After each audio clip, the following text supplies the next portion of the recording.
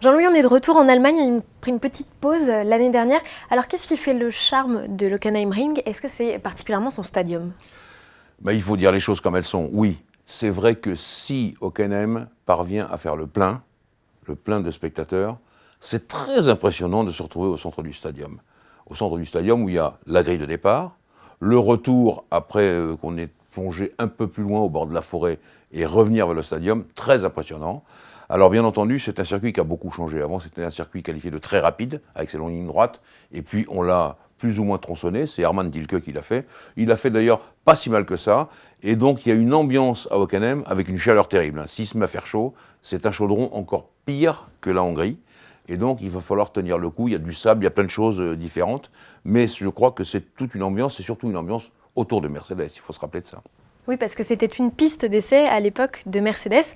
Mercedes qui, en 1926, donc c'était la date du premier Grand Prix d'Allemagne, brillait déjà sur les podiums grâce à Rudolf Caracciola. Caracciola, c'est ça, Caracciola, avec sa flèche d'argent. Et puis c'était aussi l'avènement des moteurs à compresseur.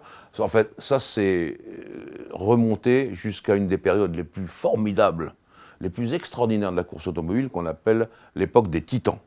Donc Caracciola a fait partie, Menu Volari également, Bernd Rosemeyer également.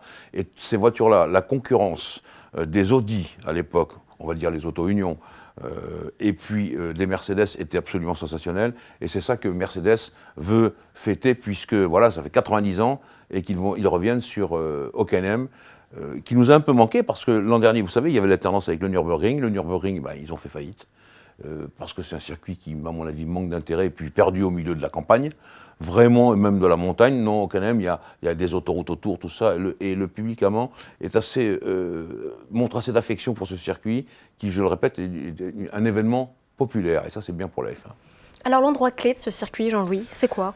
Eh bien, Paddy Love chez Mercedes nous dit que l'endroit le plus difficile, mais McLaren dit également la même chose, c'est le virage numéro 2, parce que généralement, c'est pas vous, je vais dire ça, on soigne plutôt la sortie du virage que l'entrée elle-même. Mais là, il faut soigner les deux parties, et ça c'est assez juste, parce que c'est un virage très compliqué. Il faut rentrer à 325 coupé et ressortir, parce qu'après, vous montez jusqu'à 350 km/h.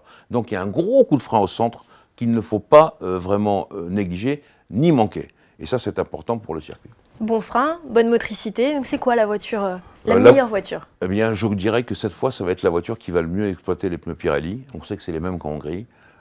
Et on voit que les pneus tendres ont pris le dessus et les super tendres aussi. Il y a assez peu de médium, mais attention. Le revêtement à Hockenheim est bien plus abrasif encore que celui de la Hongrie. Donc là, il peut y avoir des surprises. Et puis, vous savez, en Hongrie, on ne s'attendait pas du tout au mauvais temps. Et bien, ça peut arriver, il paraît-il, à Hockenheim. Donc on verra bien. De temps en temps, il y a des orages terribles. Tout ça, ça peut bien brasser les cartes. On va voir si Red Bull ressort à nouveau devant Ferrari. Ferrari qui a l'air un petit peu dans la panade.